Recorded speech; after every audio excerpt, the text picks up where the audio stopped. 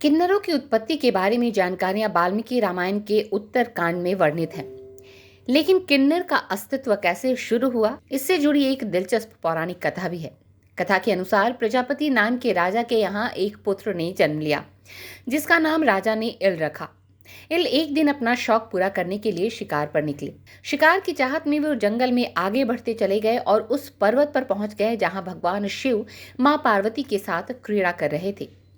क्रीड़ा के दौरान भगवान शिव ने माता पार्वती को खुश करने के लिए खुद को स्त्री बना लिया। जब भगवान शिव ने स्त्री रूप धारण किया तो उस समय जंगल में मौजूद सभी प्राणी और पेड़ पौधे भी स्त्री बन गए। राजा इल भी उस समय जंगल में मौजूद थे, तो वो भी अचानक स्त्री के रूप में परिवर्तित हो गए और उनके साथ आए सारे सैनिक भी। राजा इल ने माता पार्वती से अपना पुरुषत्व लौटाने का वरदान मांगा, तो मां पार्वती ने कहा कि तुम जिस पुरुषत्व का वरदान चाहते हो उसके आधे हिस्से के दाता तो भगवान महादेव हैं। मैं तो सिर्फ आधा भाग ही दे सकती हूँ। लेकिन यदि तुम अपना आधा जीवन स्त्री रूप में और आधा जीवन पुरुष के रूप में व्यतीत कर सकते हो तो मैं अर्धनारीश्वर होने के कारण तुम्हें आधा जीवन स्त्री और आधा जीवन पुरुष के रूप में जीने का वरदान अवश्य दे सकती हूँ। यदि तुम तैयार हो तो मुझे बता दो कि तुम कब स्त्री और कब पुरुष के रूप में रहना चाहते हो। तब राजा ने काफी सोच विचार कर माता पार्वती से कहा कि हे माँ, मैं 1 महीने स्त्री के रूप में और 1 महीने पुरुष के रूप में रहना चाहता हूँ। माता पार्वती ने यह आशीर्वाद राजा इल को दे दिया, लेकिन उसके सारे सैनिक स्त्री रूप में ही रह गए।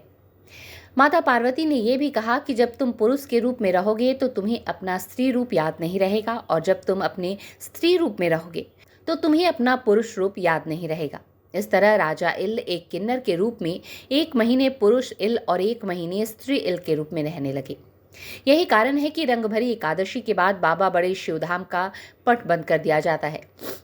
रंगभरी एकादशी की आधी रात यानी मंगलवार से जिले के विभिन्न शिवालयों के कपाट दर्शन पूजन के लिए बंद कर दिए गए।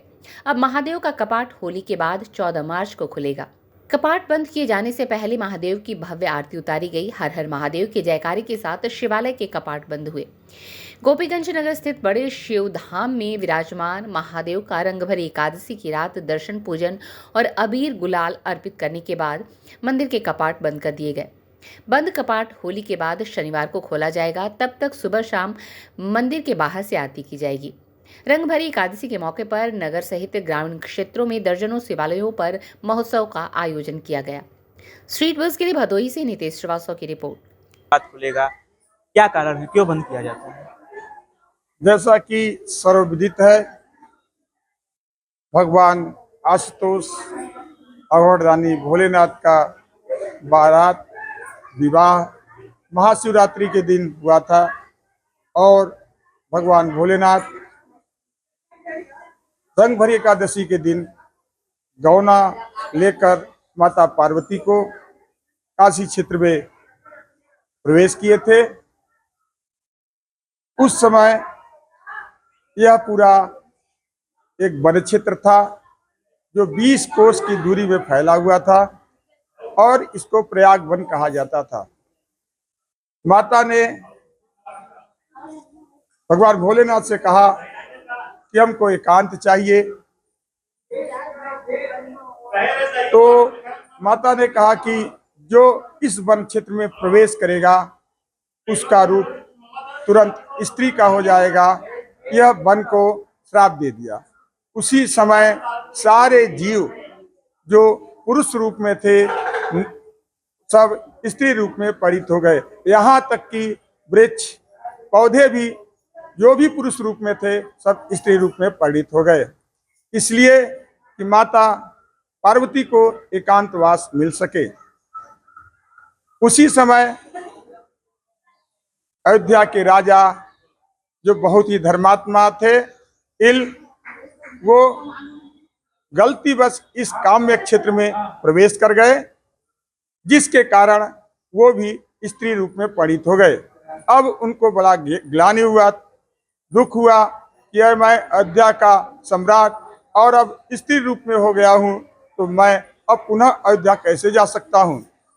उन्होंने माता पार्वती जी से बहुत ही प्रार्थना किया, हे माता, हम अयोध्या के राजा हैं और हमारा यह स्वरूप हो गया है, अब हम अयोध्या कैसे लौटेंगे।